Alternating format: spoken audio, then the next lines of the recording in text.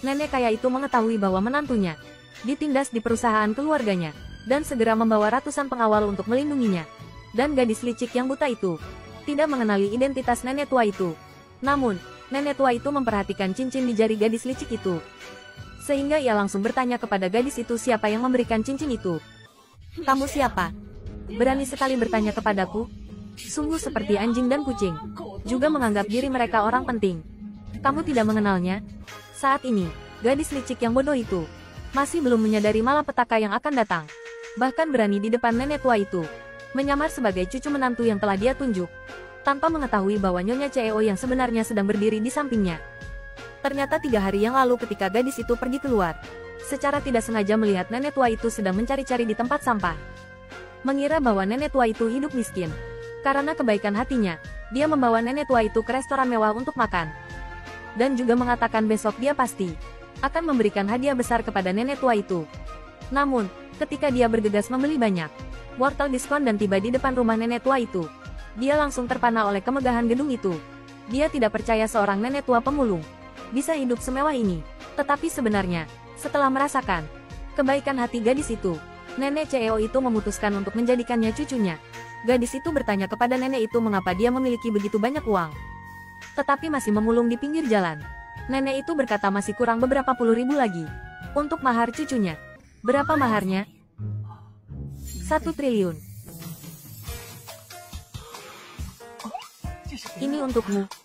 Benar. Wortel diskon. 10.000 satu tas penuh. Lihat, aku sudah mengisinya penuh. Nenek pasti suka hadiah ini. Aku juga sudah menyiapkan beberapa hadiah untukmu. Lihatlah denganku. Ayo pergi. Hanya melihat nenek tua itu bertepuk tangan. Barang-barang mewah dari merek-merek top dunia. Semuanya dikirim ke rumah untuk dia pilih. Nenek tua itu buru-buru menarik gadis itu ke depan dan menyuruhnya untuk memilih sesuka hati.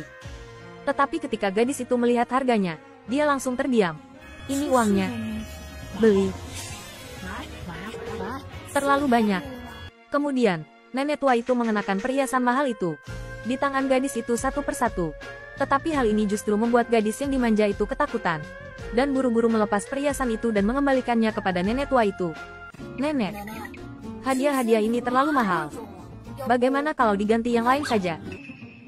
Atau, nikahi aku dengan cucumu. Kamu harus memilih salah satu. Jika tidak, itu sama saja dengan menghina wanita tua ini." Saat ini, gadis itu memperhatikan sebuah cincin polos di sudut. Merasa cincin ini diletakkan sejauh ini pasti yang termurah. Jadi dia memberitahu nenek tua itu untuk memilih cincin ini.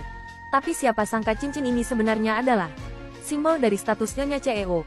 Hanya dengan memakai cincin ini, dia akan menjadi cucunya. Saat ini, nenek tua itu juga sangat gembira dan bergegas mencari cucunya, CEO itu, dan mengatakan kepadanya bahwa dia telah menemukan seorang istri untuknya. Tetapi CEO itu mengatakan bahwa dia sudah memiliki calon istri. Dan hari ini dia juga sudah menikah. Kalau begitu, tunjukkan dia padaku. Jangan coba-coba membohongi wanita tua ini. Terlebih lagi, bagaimana mungkin gadis itu bisa lebih baik dari Xiaoye? Xiaoye jelas merupakan gadis terbaik yang pernah dia temui. Xiaoye, kedengarannya licik. Apa yang dia bohongi darimu? Tanpa diduga, gadis yang ada di mulut nenek tua itu dan orang yang dinikahi CEO itu secara tiba-tiba adalah orang yang sama. Ternyata beberapa hari yang lalu ketika gadis itu pergi ke kantor catatan sipil, dengan seenaknya menganggap CEO itu sebagai objek pernikahan kilatnya. Namun, ketika temannya menelepon dan mengatakan kepadanya bahwa dia salah orang, barulah dia menyadari bahwa dia telah menikahi orang yang salah. Tetapi perceraian membutuhkan waktu 30 hari untuk dipertimbangkan kembali. Jadi dia memutuskan untuk mengambil risiko.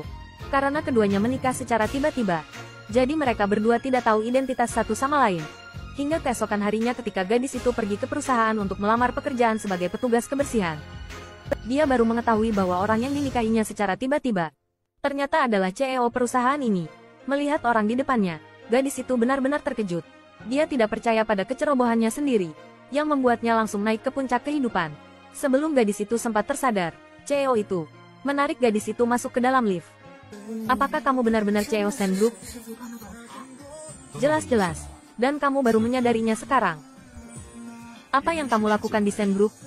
"Aku datang untuk wawancara." "Wawancara apa? Perlu aku menitipkan pesan? Agar dia tahu bahwa aku melamar posisi pembersih." Malu sekali. Tidak perlu, tidak perlu. Aku bisa melakukannya sendiri. Namun, pada hari pertama bekerja, gadis itu diincar oleh sekretaris yang licik. Ye Tang Nian, tugasmu adalah menjaga lantai 19 tetap bersih tanpa setitik debu pun. Jangan lepaskan kain pel dari tanganmu. Paham? Mereka semua sedang sibuk. Apakah aku harus membersihkan sekarang? Mereka sedang sibuk, maka kamu bantu mereka. Tunggu sampai mereka bebas, lalu kamu bersihkan lagi.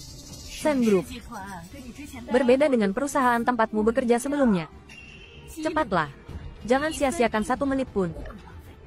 Kamu benar-benar eksploitatif. Orang baru, kopi. Oke, aku akan melakukannya. Cetak 10 salinan ini, berikan pada Vivian di blok D. Kopi. Tanpa susu, tanpa gula. Secangkir kopi, susu ganda, gula ganda. Oke. Bawa ini ke Departemen Keuangan untuk dicap. Berikan pada Vivian di blok D. Oke. Berikan ini pada Vivian di blok D. Pintar. Buat 10 salinan. Lalu kirimkan. Buat 10 salinan. Tentu saja, pergi. Gadis polos yang baru datang. Orang baru, tambahkan gula.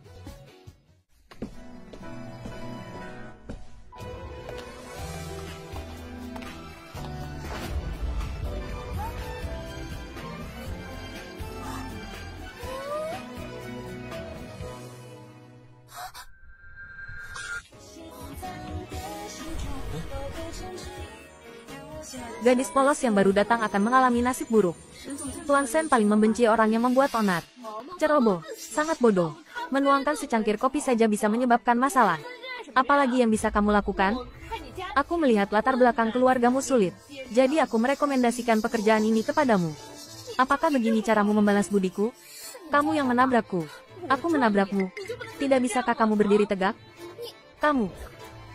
Tuan Sen, ini sepupuku. Dia mendengar bahwa aku bekerja di Sen Group dan bersikeras untuk tinggal di sini. Jika kamu benar-benar marah, aku akan langsung memecatnya.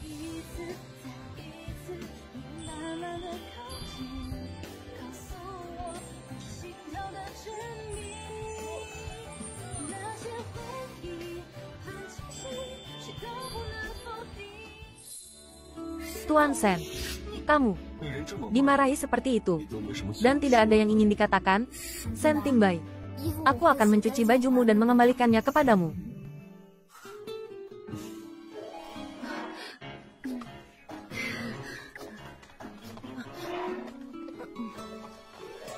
Ikut denganku. Sen Tingbai, tahukah kamu berapa banyak cangkir kopi yang telah kubuat hari ini? Berapa banyak dokumen yang telah kucetak? Kenapa kamu tidak datang kepadaku saat kamu diperlakukan tidak adil? Aku hanya seorang petugas kebersihan. Aku khawatir aku bahkan tidak bisa memasuki kantormu.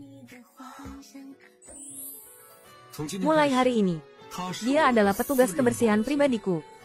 Baik.